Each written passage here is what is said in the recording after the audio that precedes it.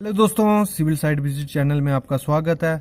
तो फ्रेंड्स, आज जो मैं आपके लिए टॉपिक लाया हूँ वो बहुत इंपॉर्टेंट टॉपिक है, क्योंकि जो अभी अपनी एक्सपीरियंस की इनिशियल स्टेज में है या जो फ्रेशर हैं वो किसी इंटरव्यू की तैयारी कर रहे हैं कंपनीज में, तो उनमें जो इंटरव्यूज़ में क्वेश्चन पूछे जाते हैं उनके बारे में मैं आज आपको बताऊँगा। ठीक है, ये मतलब जो मैंने क्वेश्चन उठाए हैं, ये LNT हो गया, JP हो गया, जहाँ टाटा हो गया, इनमें ये क्वेश्चन पूछे गए हैं। जो मेरे फ्रेंड्स हैं, जहाँ मतलब जो मेरे स्टूडेंट्स हैं, उनके द्वारा मैंने ये क्वेश्चन लिए हुए हैं। तो ये बहुत इंपॉर्टेंट टॉपिक है। आप स्टार्ट से एंड तक वीडियो देखिए। अप्रॉक्स कोई 30-40 क्वेश्चन है जो इंटरव्यूज़ में पूछे जाते हैं। ठीक है, तो हम सबसे पहले स्टार्ट करते हैं हमारे फर्स्ट क्वेश्चन से।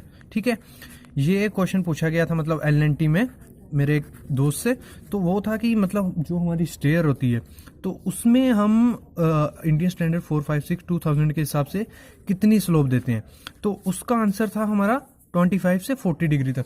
मतलब जो हम स्लोप देते हैं स्टेयर में वो मिनिमम हमारी कितनी होनी चाहिए, 25 से 40 के बीच। ठीक है, एक ये हो गया। अभी दूसरा क्वेश्चन था हमारा, what is the full form of BHK। मतलब ये तो सिंपल क्वेश्चन है, लेकिन कईयों को मतलब पता नहीं होता है, तो आप मैं बता देता हूँ 1 BHK का फुल फॉर्म क्या होता है। 1 BHK हो गया हमारा 1 बेडरूम, 1 हॉल और 1 किचन। ठीक है, तीसरा क्वेश्चन है हमारा वॉल्यूम ऑफ सीमेंट बैग। मतलब ये मैंने डायरेक्ट बताया यहाँ पे, लेकिन आप मेरी जो मैं डिस्क्रिप्शन में वीडियो दे दूंगा तो आप उसमें देख लीजिए, क्योंकि मैंने उसमें अच्छे से एक्सप्लेन करके बताया कि कैसे हम वॉल्यूम निकालते हैं इसका। ठीक है, तो volume of cement bag 50 kg, उसका वॉल्यूम कितना होता है 0.3047 मीटर क्यूब और 1.23 क्यूबिक फीट।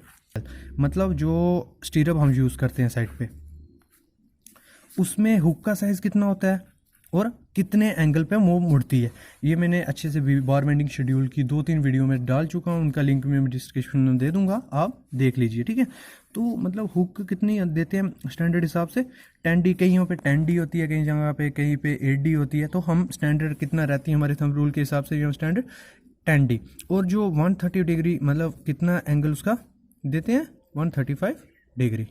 तो ये मैंने बताया भी है 45 डिग्री या 90 डिग्री या 135 डिडक्शन वगैरह में, वो बार बेंडिंग शेड्यूल में आप देख लीजिए। ठीक है, अगला आता है हमारा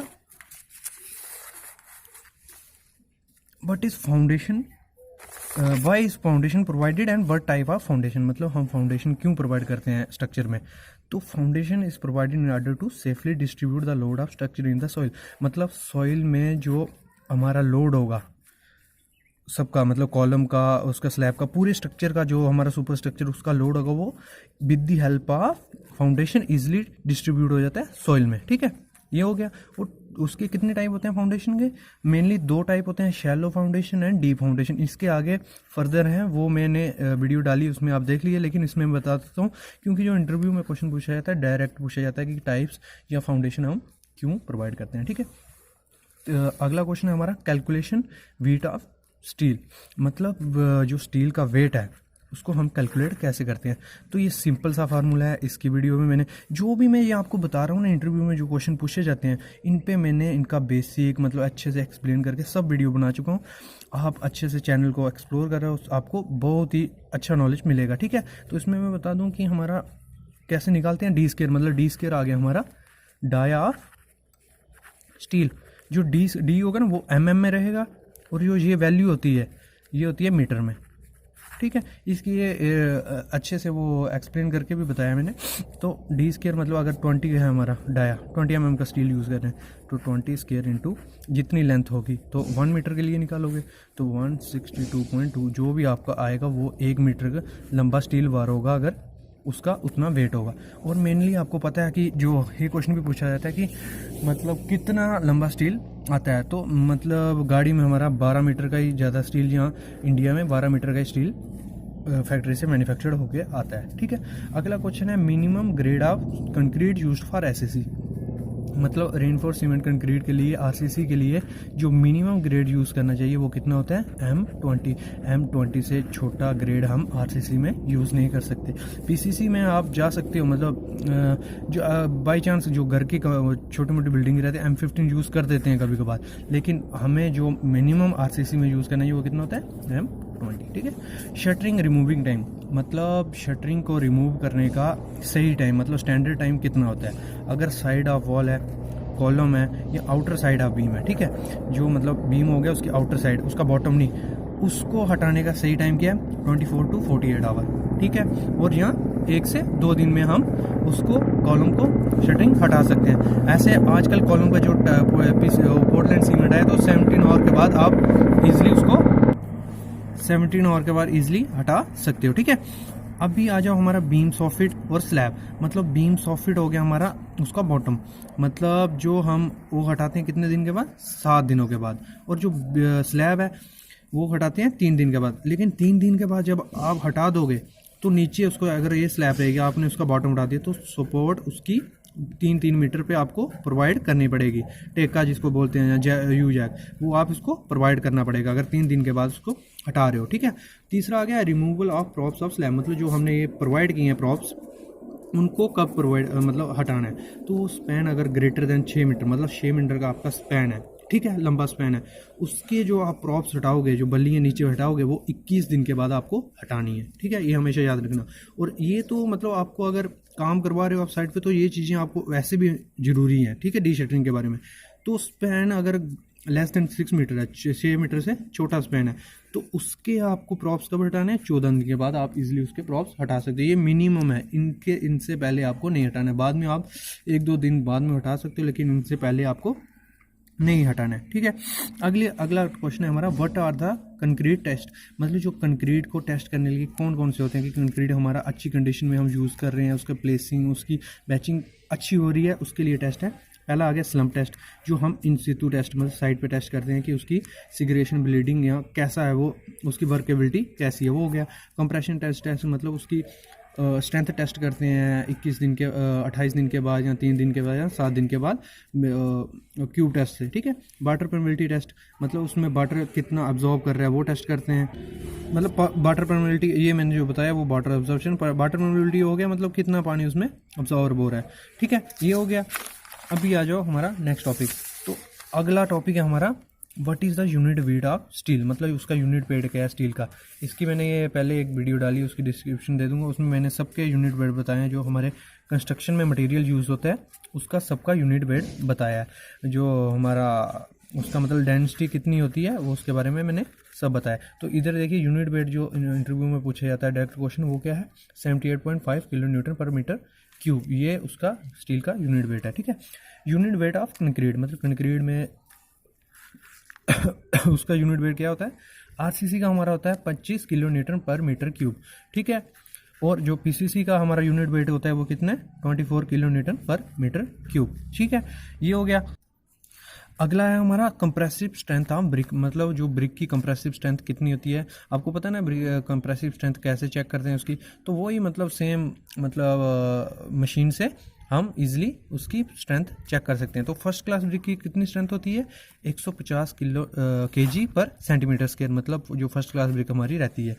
और सेकंड क्लास ब्रिक की कितनी रहती है, 70 केजी पर सेंटीमीटर स्क्वायर। और फायर ब्रिक की कितनी रहती है, 125 केजी पर सेंटीमीटर स्क्वायर। ये आ गई कंप्रेसिव स्ट्रेंथ ऑफ ब्रिक्स। अभी आ जाओ इनिशियल सेटिंग, हम क्यूरिंग किन किन मेथड से करते हैं साइड पे। तो एक हो गया हमारा स्प्रेइंग, सीधा मतलब पानी पाइप से लेके पानी मारते हैं। दूसरा हो गया वेट कवरिंग ऑफ सरफेस, मतलब विद द हेल्प ऑफ वो क्लोथ्स, मतलब जो बोरी हम बोलते हैं, उसको गीला करके हम उसको कवर कर देते हैं। तीसरा आ गया पॉन्ड बना के, मतलब तीनों तरफ मतलब छोटी सी वॉल बना के सीमेंट और सैंड की, उसमें पानी भर देते हैं। ये पॉन्डिंग हो गया हमारा। क्यूरिंग केमिकल्स, मतलब कुछ केमिकल यूज़ करते हैं जिन विद द हेल्प, जहाँ पानी की कमी होती है, राजस्थान हो गया या ये मतलब उस एरिया में, तो वहाँ हम केमिकल से क्यूरिंग करते हैं। तो स्टीम क्यूरिंग हो गया, मतलब स्टीमर लगे होते हैं उनसे हम क्यूरिंग करते हैं। और तीसरा हो गया स्प्रिंकलिंग, जो स्प्रे की तरह ही होता है। मतलब स्प्रिंकलिंग क्या है, वो जैसे हम पौधों को पानी देते हैं वैसे स्प्रिंकलर लगाया रहता है और पानी चलता रहता है। तीसरा आ गया मतलब ब्लीडिंग। ब्लीडिंग क्या होता है, ब्लीडिंग भी एक सिगरेशन की फॉर्म ही है, मतलब उसकी फॉर्म है। इसमें क्या होता है कि जो हमारी बजरी होती है वो नीचे बैठ जाती है और पानी उसका ऊपर आ जाता है। ठीक है। ये हो गया हमारा ब्लीडिंग।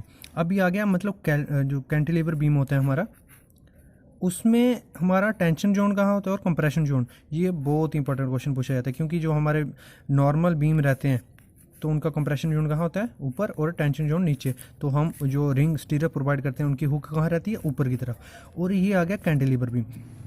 कैंटिलीवर बीम में क्या होता है, जो हमारा बीम होगा उसका टेंशन जोन कहाँ होगा, ऊपर, और कंप्रेशन जोन नीचे। तो जो हुक्स हमारी आएंगी वो नीचे आएंगी, ठीक है, और ऊपर ऐसे, ठीक है। और फंक्शन ऑफ स्टीरअप मतलब बीम में स्टीरअप का फंक्शन क्या आता है, तो बीम में स्टीरअप का फंक्शन होता है शियर फोर्स को रेजिस्ट करना और लॉन्गिट्यूडल जो हमारी बार होंगे उनको पोजीशन में रखना। ये दो काम होते हैं स्टीरअप के, ठीक है।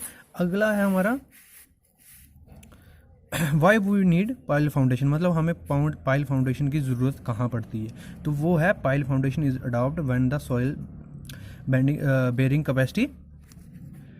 Capacity is less than 24 kilometre पर मीटर क्यूब।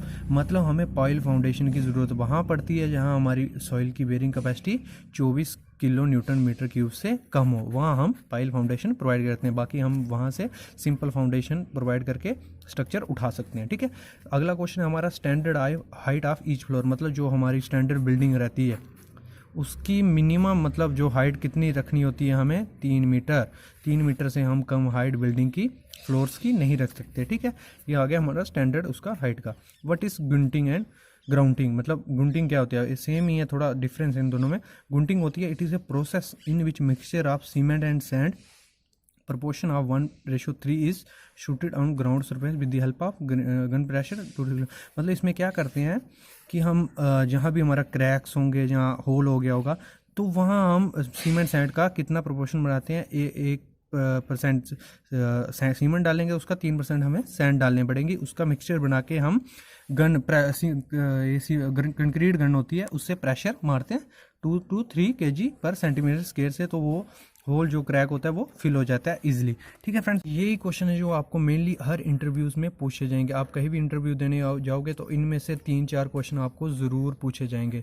तो फ्रेंड्स इसको अच्छे से वीडियो को देखें, लर्न कर लें, नोट्स बना लें। तो फ्रेंड्स प्लीज़ चैनल को सब्सक्राइब करें, शेयर करें और बेल आइकन को नेक्स्ट वीडियो का अपडेट पाएँ, क्योंकि जो भी मेरे अगर आपने क्लिक किया होगा तो जो भी मेरी नेक्स्ट वीडियो आएगी आप इजीली उसका नोटिफिकेशन ले लोगे और आप वीडियो इजीली देख सकते हो, ठीक है फ्रेंड्स। Thank you friends.